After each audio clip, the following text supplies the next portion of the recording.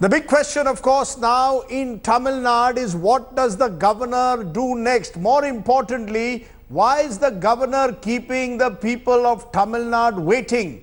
That's the big question that I want to raise. Two different voices from different parties joining me. Mani Shankar Iyer of the Congress versus Seshadri Chari of the BJP. Gentlemen, thank you very much for joining us. The governor Vidyasagar Rao still not willing to commit himself as to who he will call to form a government. Seshadri Chari, the allegation which is now being made is the governor is acting at the behest of the centre.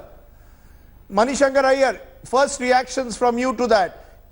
Would you go along with those who are claiming that the governor is acting in an unconstitutional manner by keeping both sides waiting, and in particular Sasikala waiting, despite the fact that she has letters of support from 130 MLAs?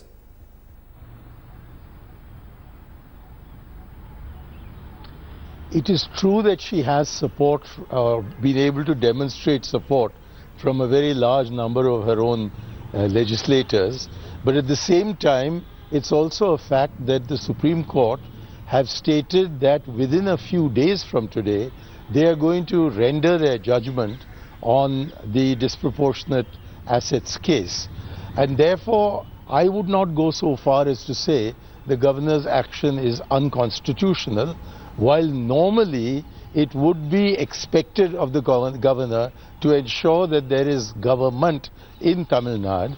In the present circumstances, a few days to avoid a situation in which one chief minister is sworn in this week and another chief minister has to be sworn in next week, I think we can give the governor that little window of opportunity which is not definitively closed in the constitution.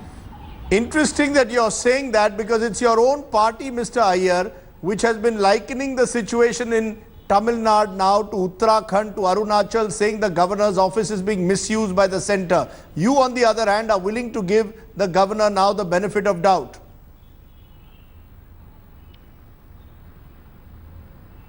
What I would entirely endorse the view that the governor's office has been misused in Uttarakhand and in Arunachal Pradesh, and therefore it is legitimate to wonder about the propriety of the governor of Tamil Nadu's present action.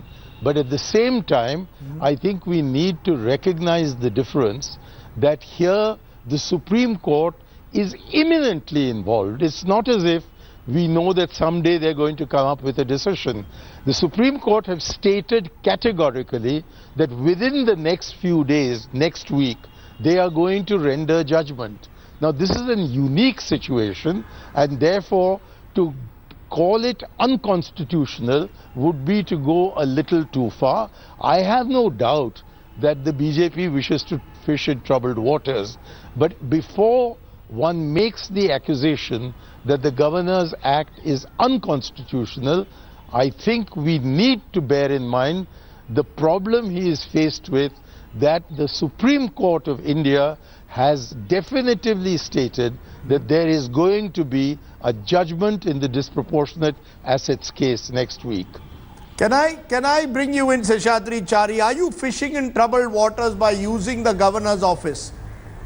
Is the governor, by keeping Sasikala waiting in this manner for a Supreme Court judgment, is by waiting for a Supreme Court judgment, acting, I won't use the word unconstitutional, but acting in a politically biased manner?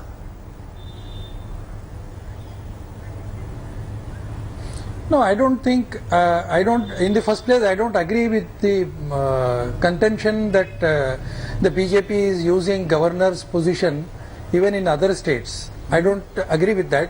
But that apart, coming down to this particular episode in Tamil Nadu, I think what the governor has now done is perfectly in order. It's not the question of what the constitution says. I think the governor also has the prerogative to use his own discretion. So governor doesn't have, of course governor has to go within the parameters of the constitutional provisions that are there, but over and above the constitutional provisions, if there are some discretionary powers that are vested with the governor, I think in this case, this particular governor has used those discretionary powers And we know it is very imminent that there are certain legal issues as far as this issue is concerned.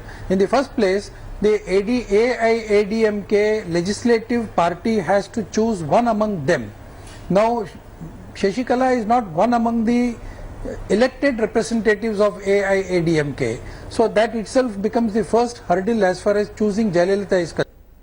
There is absolutely nothing in the constitution, sir. There is nothing in the constitution that prevents Sasikala from being chosen. Let me be very clear. I'm not batting for Sasikala. I'm just telling you what the constitutional position is. The fact that she is not elected does not prevent her from becoming chief minister. We have previous examples, Rabri Devi, Narendra Modi in Gujarat. So let's not mislead people by saying that Sasikala has a hurdle in being chosen as the leader of the legislature party. She can get elected in the next 6 months. Fine.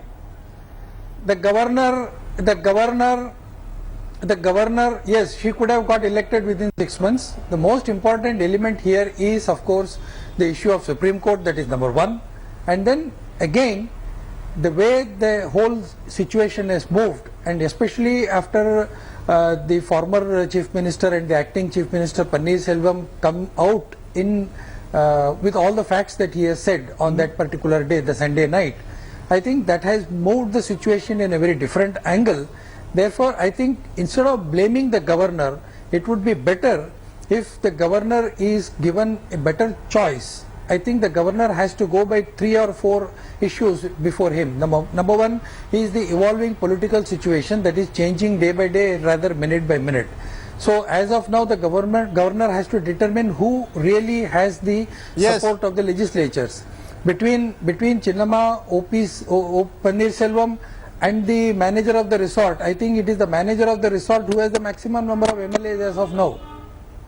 No, I take your point that the manager of the resort has the maximum MLAs, but Manishankar Iyer, you know, the Congress party seems to be now suggesting that the governor should be making a decision as quickly as possible. That's the official Congress position. Your position seems to be wait till the Supreme Court judgment. Remember, this judgment has been pending for a year, Mr. Iyer, for 1 year. And I find it strange that only the day after Chinnamma or Sasikala is chosen as the leader of the assembly, suddenly the Supreme Court says within 1 week we will give the judgment. So something there suggests that it is her, the selection of Sasikala as the leader of the Tamil Nadu AIADMK that has suddenly prompted the Supreme Court to act in alacrity.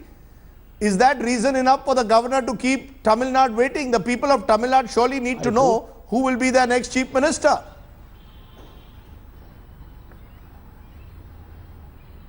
I hope you are not pulled up for contempt of court. No, I'm being very careful. I'm not accusing the court of anything. I'm not saying that the court is doing anything wrong. I'm only putting the facts on the table.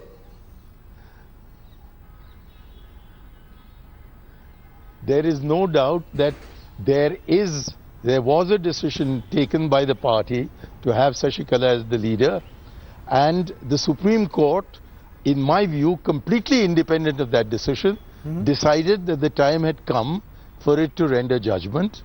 And in view of the fact that it has said it would render judgment and the totality of the political confusion that has overtaken the AIADMK, I think the governor may be permitted a very, very small, narrow opportunity of waiting for a few days before he decides whom he is going to swear in as the Chief Minister of Tamil Nadu.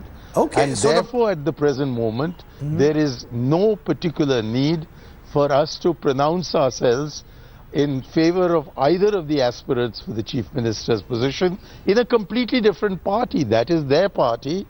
And while the law says that individuals cannot commit suicide, as far as I know, there is no law in India which prevents a political party from committing suicide.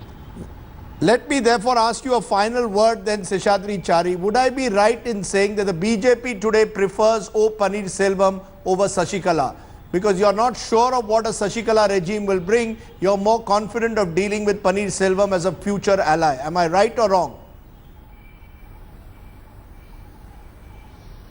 No, Rajdeep. I don't think, I'm not batting, like Mr. Manishankar Iyer said, we want the constitutional process to be streamlined, and then there should be a legally properly elected government. I think the governor has to take a call on these things, and then finally going by the Bommai case also, it is the floor of the assembly where the strength has to be proved. So it is the prerogative of the government, going by the facts and BJP has no circumstances of all preference. available cases. The they can do BJP it. has no preference. Well, if it is not Monday or The Tuesday, BJP has no preference. if it is not Monday, no,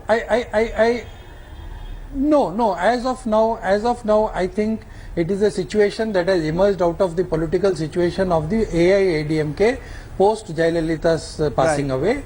Therefore, BJP has no direct or indirect role as far as this is concerned. But we want a good, stable government in Tamil Nadu, that is certain. Okay, let's leave it there. Let's leave it there. I appreciate both of you joining us, Seshadri Chari and Manishankar Iyer. Thank you very much for joining me to give us where you stand on the evolving pot boiler in Tamil Nadu.